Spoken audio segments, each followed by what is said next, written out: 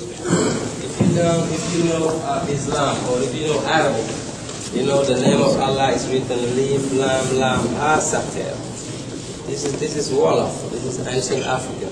This is Leaf Lam Lam Ha Sakhir. This is Allah.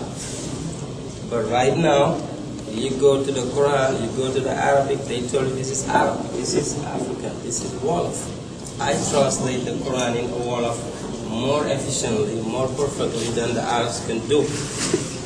The Quran we're reading, the vocabulary is this time, is old.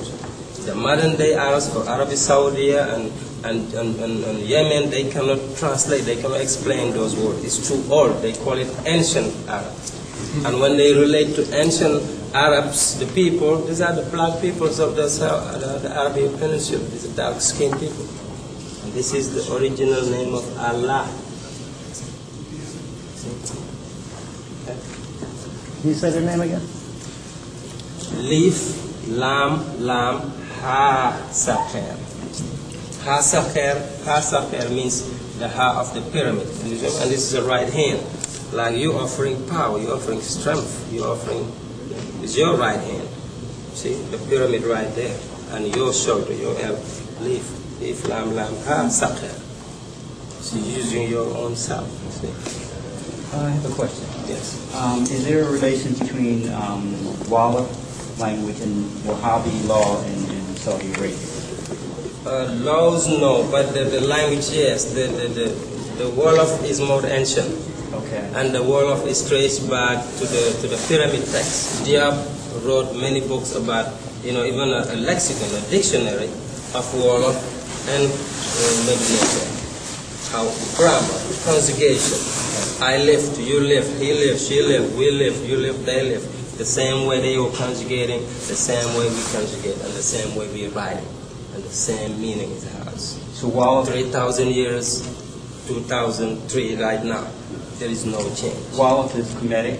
Wolof is Kemetic by nature, is the Kemetic is the Paleo language, it's the mother tongue language. The Wolof is what we speak right now. So Wolof is a derivative of Kemetic? Absolutely. Okay. From Thebes to Timbuktu to Tuba is even the same line. When we were aggressed, we just moved somewhere else. We kill people, the others kill us, destroy, stole, burn libraries, but the elders still have the memory. The children are forced to memorize the knowledge, oral tradition. So wherever you go, you have the cultural memory, the cultural background, the political background. I saw how they were enthroning a king, so I can enthrone a king again. I saw how a mighty woman was next to the king, so we should have a mighty woman next to the king again.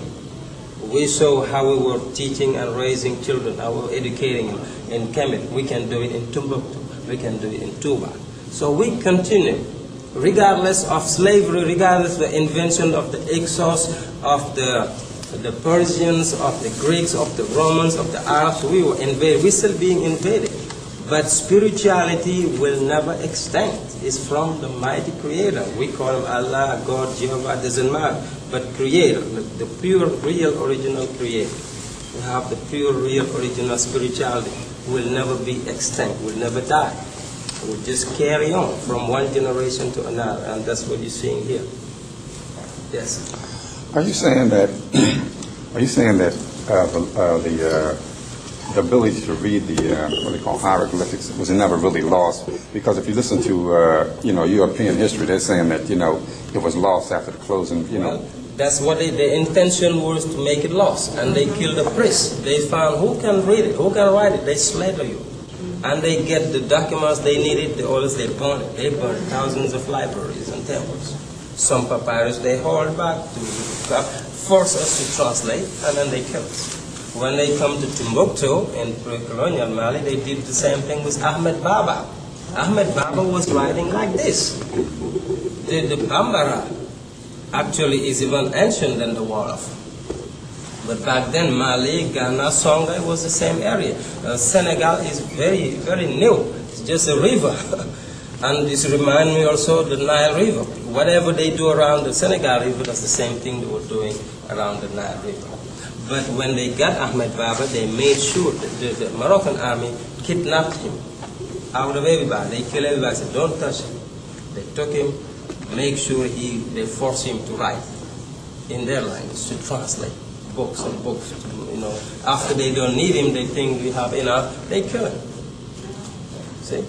So but right now there is an untouched city in Touba. You go right now to Africa, Senegal, where I'm from. You see the biggest library in the whole world, and you don't see it in no textbook. One man, one person, Sheikh Ahmed Bamba, wrote 15,000 pounds worth of paper. 15,000 pounds. And the French challenged him during the colonial time. There were 83 leaders there, like you know of Benzin, you know Samori Touré, you know all those great leaders. They were all killed. They wanted to fight the French. The French were scared of the man-to-man combat. They tried that, they lost. So they stayed from the boat, started bombing them. And everybody died. But they couldn't touch Touba. They couldn't bomb it. Because the man said, you have a spiritual shield. You, no matter what you try, you cannot kill me. Let me demonstrate it. Take me everywhere you want. They took him into exile, 8 years to Gabon, 7 years to Mauritania. He came back more powerful and built a magnificent temple with stones just like this. Just like in Calimbra, right now in 2003. So that's why I want to go back and forth. I want you to know that history, just like Dr. Clark says, is the current time. Whatever we did 5,000 years ago, we can do 5,000 years later. Whatever was in the beginning will be at the end. So you got to be able to find something that can justify your history from the present time. If not, it's pending. The Greeks, the Romans, the Europeans are able to always go back to Greece and Rome. And right now, they can justify, explain everything. So we have to have that connection. It's coming then, but it's Touba now. It's Timbuktu and Touba. You got to have the same things we're using, the bare feet, the making of ink, the scorching on the rocks. Everything is still alive. Okay, let's go quickly upstairs and hold this. Just like in ancient Egypt. A brother like this, who is as good as any guide I've ever dealt with in Egypt. And he's explaining it to us from our own cultural perspective. So we really have a gold mine here. Yes, yes. Make me want to move to Philadelphia. Thank you.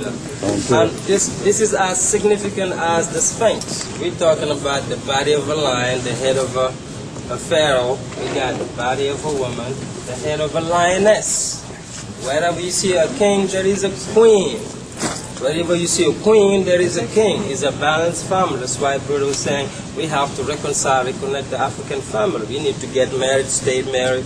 I don't want to get to it, but you know, we need to have families. We need to have male and female in the house so that the children feel comfortable and then continue that generation. This is where we get it from. And this is no pejorative when you see, you know, woman's breast in Africa is okay. This is life. You know, you're feeding, you know, the children. You breastfeeding is okay. Woman in Africa, out of nowhere, the baby cried, they just breastfeed them. There's nothing, you know, shameful to it. ISIS were doing it, Hathor were doing it, Hatshepsut were doing it.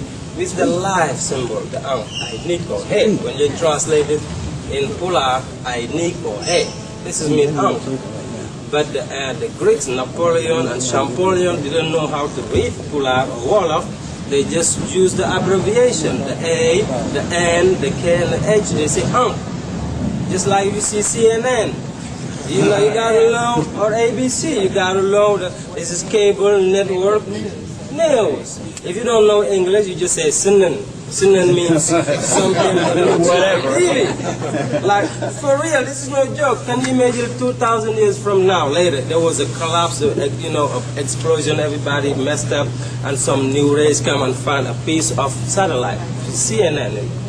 They didn't know English. They will call it Sinan. And they will say Sinan is somehow kind of communication.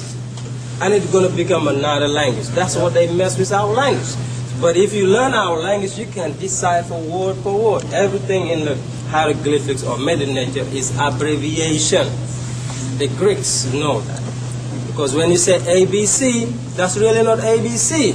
That's alpha, beta, delta, zeta, epsilon, gamma,